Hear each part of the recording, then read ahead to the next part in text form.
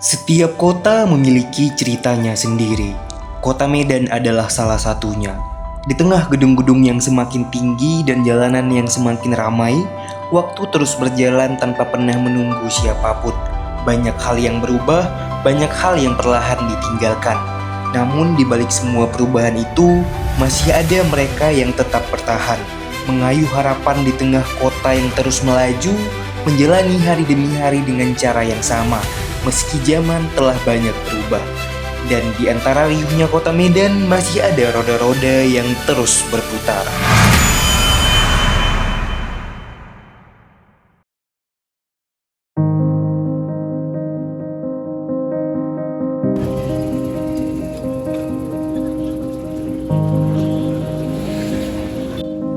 Di usia yang tak lagi muda, Pak Arifin masih setia mengayuh becak setiap hari.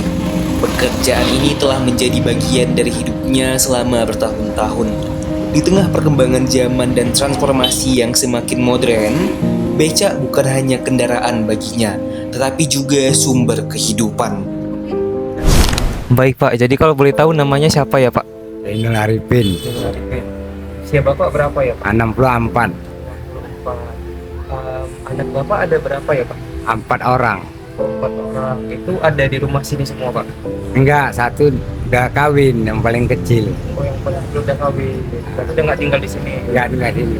Oke, berarti penghasilan Bapak berapa ya Pak kalau boleh tahu? Itulah 35 aja. Satuan. 35 itu setiap harinya dapat 35 atau Kadang-kadang mau kurang juga bang. Gitu. Kalau banyak sewa, mau lebih. Gitulah ya kan. Tergantung itulah. tergantung berarti ya Pak?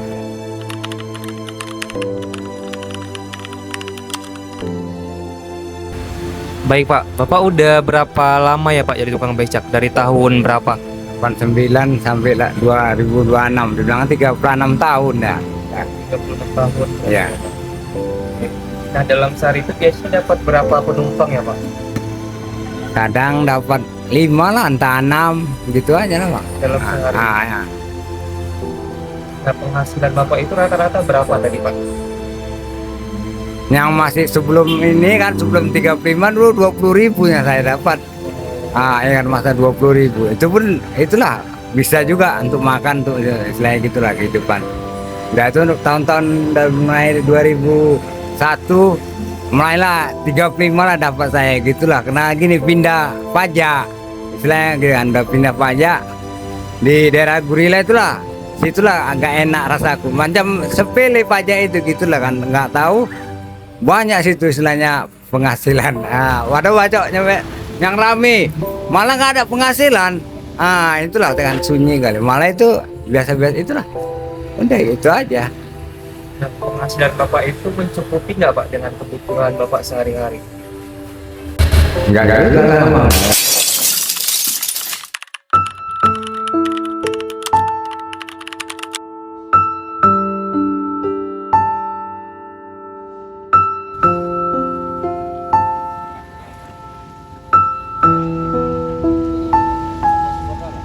Nah kalau menurut Bapak jumlah penumpang sekarang itu berkurang nggak Pak dari yang dulu?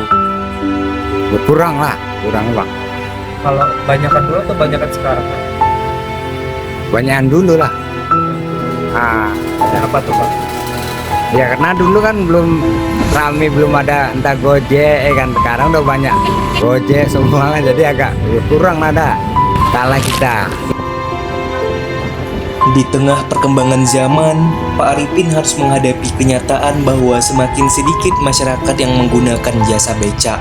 Kehadiran transformasi online ini menjadi tantangan baru yang membuat perjuangannya mencari penumpang tidak lagi semudah dulu. Nah jadi sejak ada kayak transformasi online itu yang Gojek itu, apakah Bapak ngerasa sewanya itu jadi berkurang gitu Pak? Iya berkurang lah, istilahnya gitu ya kan. Kadang naik becak, jadi nggak naik becak, naik Gojek. Gitu aja. Saya kan gini, udah tua, Gojek udah nggak bisa lah ya kan. Saya bawa betain itu aja lah. Bawa becak aja lah, itu aja. Kalau pekerjaan yang lain Pak selain Gojek, Ya, entah ada kerja bangunan, saya kerjain, entah ada bersih-bersih, mau saya kerja, asal dapat besar itu enggak besar lah istilahnya, entah mau bersih rumput, mau, mereka kasih limpur, mau, ya kan dari beca nggak dapat, nah itu aja, sementara kerja lagi entah apa-apalah semua, saya entah tolong saya kerjakan, itu aja, lebih lah, udah kasih sama orang rumahnya itu aja.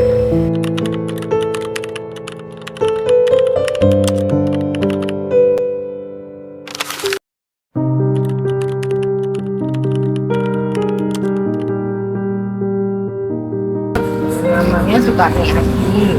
Ibu sama bapak sudah berapa lama nikahnya, Bu? 36 tahun lah gitu ya. 6 tahun. Berarti udah lama kenalnya, sebelumnya jodohan sama orang tua atau? Kenalnya itu ya nggak lama lah, singkat ya kan, karena ada saling keluarga ya kan, tengoknya keluarga ke rumah gitu ya kan, tengoknya dagang jualan bagus, sifatnya pun bagus, si anak ini jodohkanlah sama dia gitu. Sejak awal menikah, bapak kerjanya emang udah jadi tukang beca? Ya, sudah. beca. Dari pertama dia kenal saya udah beca lah, udah beca. Apa kira-kira harapan ibu kepada bapak untuk kedepannya? Ya kalau bisa dia itu ya namanya, dia itu harus bekerja yang bagus, tapi kenyataan dia kan udah tua, jadi mau kerja apa lagi dia nggak sanggup, dia nggak kerja bangunan apa nggak bisa, beca aja. Dan lagi pula bapak ini nggak mau kerja lain selain beca gitu, dia dan kerja sampai nyapu gitu nggak mau, dia maunya dia gak beca aja gitu. Gak beca pun kalau kita sudah nikmat kan bisa makan ya kan.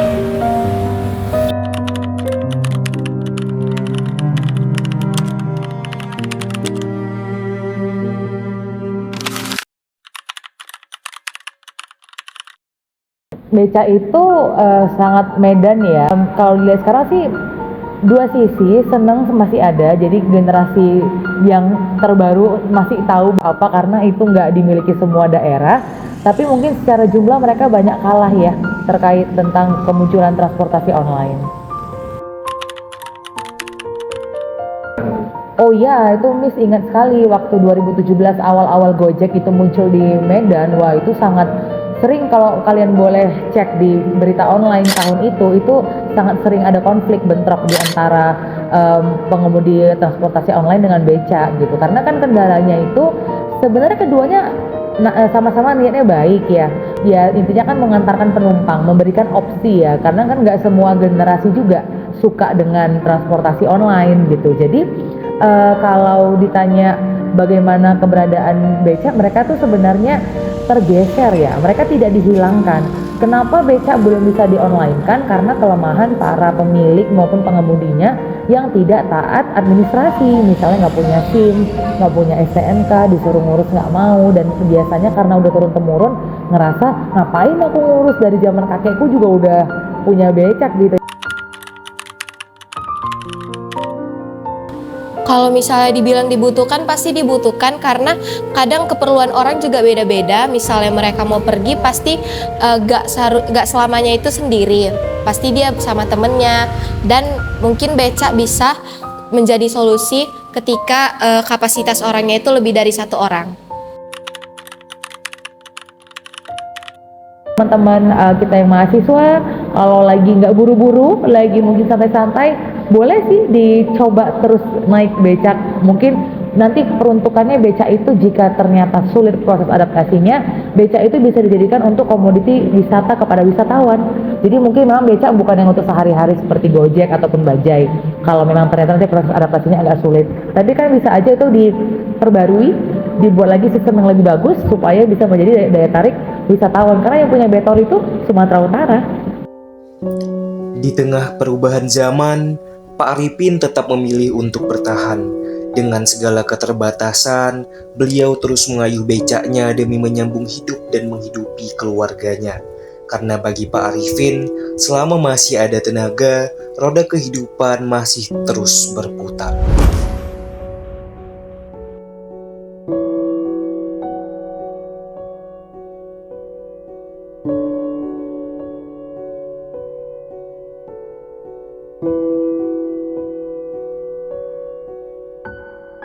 Thank